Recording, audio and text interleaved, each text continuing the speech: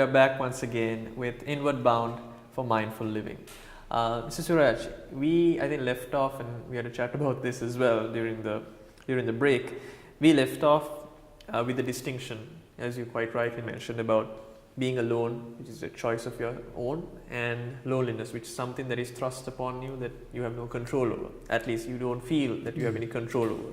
And we ended off by talking about this is the whole crux of it, is pretty much being comfortable with yourself and with your mind. Can we elaborate on that maybe? I think that's a very beautiful word that you used, this being comfortable with yourself. Now, what are the moments where we feel lonely again? You know, supposing you have to stay alone at home. What would you do? Right? We stay alone for a while, then you want to check whether you have got any messages on your mobile device, you want to check internet, or you want to see what's happening on your Facebook, or you want to watch, you want to chat, you want to take calls, or you want to watch TV. What's that? It's pretty much the need to connect. Need to connect, because now you are with yourself. Yeah.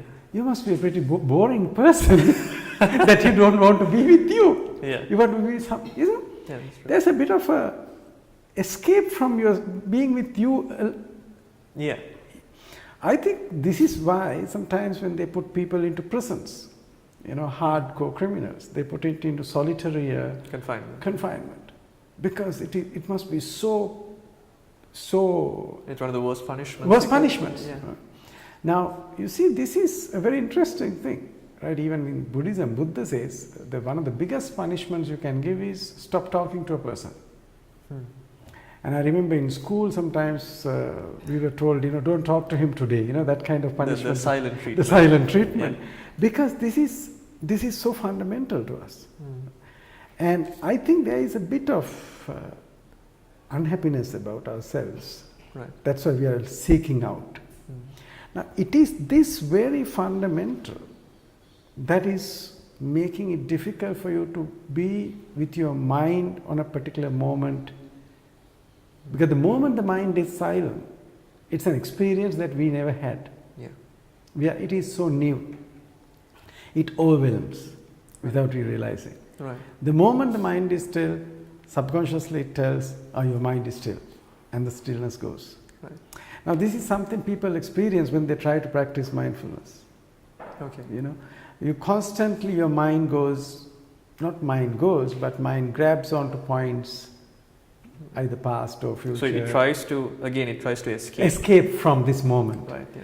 So that is the challenge. Yeah. If you are very comfortable with this moment, which happens when you keep practicing mindfulness, then you are comfortable with this stillness.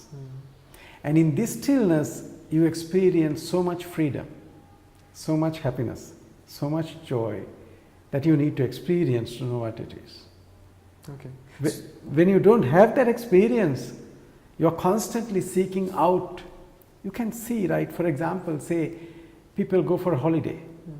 Now, why do you want to go for a holiday? You want to take a break. Yeah. But once you go there, what do? You work much more than your work. Yeah. So you need another holiday to recoup. I'm not saying it's bad, but I'm trying to say is then it is not a holiday.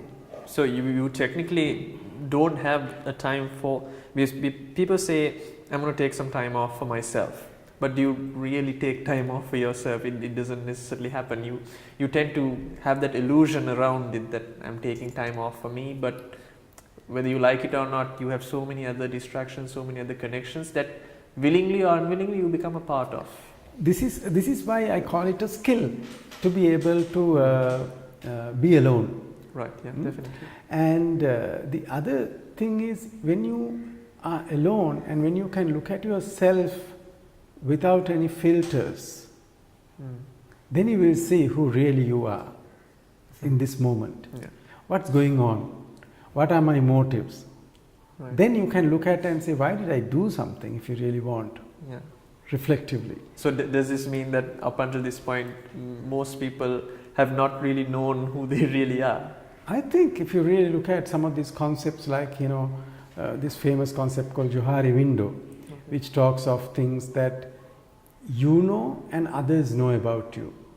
Okay, for example, say I also know that I am a person like this. For example, say I am a person, I like sweets.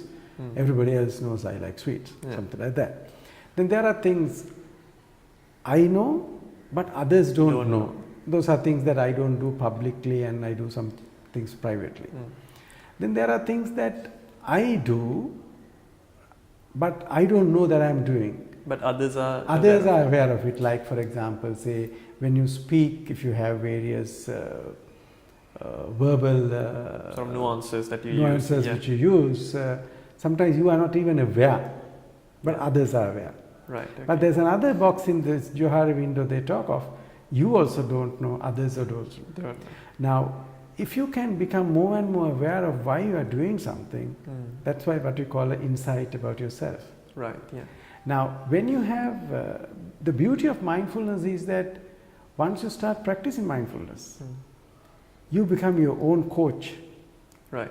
You become your own guide, because you are realizing this is what I am doing. Definitely. So being alone is the stepping stone for that realization. Because if you go fast, you will not notice anything. No? Yeah. Now, if you, like for example, say every day you drive to your office, and sometimes when you stop on traffic in certain places, you realize, there's something here, I never saw this before. Yeah, you notice. That happens. That's true. Yeah. But if you start to walk that distance, you will even notice much more. Yeah. But if you stop at a place, then you will see even little details. Correct. Now that's why when you go to a new place, or when you go abroad, when you take photographs around neighborhood, people in that place where your friends or relatives are, they will ask, where did you take this picture from? Because they would never have noticed. Yeah. So this is why the mindfulness gets you to become still.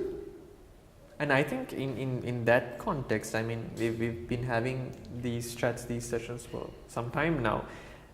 That whole notion, that whole concept of being comfortable, of being alone is, as you very rightly said, the stepping stone. It's the foundation of this. I mean, you have to want that, and you have to understand that before you even start practicing being mindful. It is this uncomfortableness that drives you to go to seeking something else. And it goes into the fundamental of this, our grabbing and rejecting habit. Yeah, definitely. Because anything you like, you try to grab on. Anything you don't like, you push away.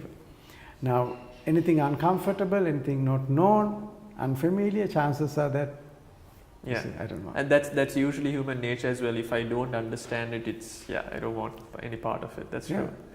I think we are expanding on this notion, because I think during our last session, during our last program, we spoke about how emotions play a great role, and how we took an example of jealousy. I think this also invokes so many different types of emotions. When you feel lonely, when you feel like there's no one around you, and I think we need to delve a bit into that as well. But right now, once again, we have to take a quick break. We'll be right back.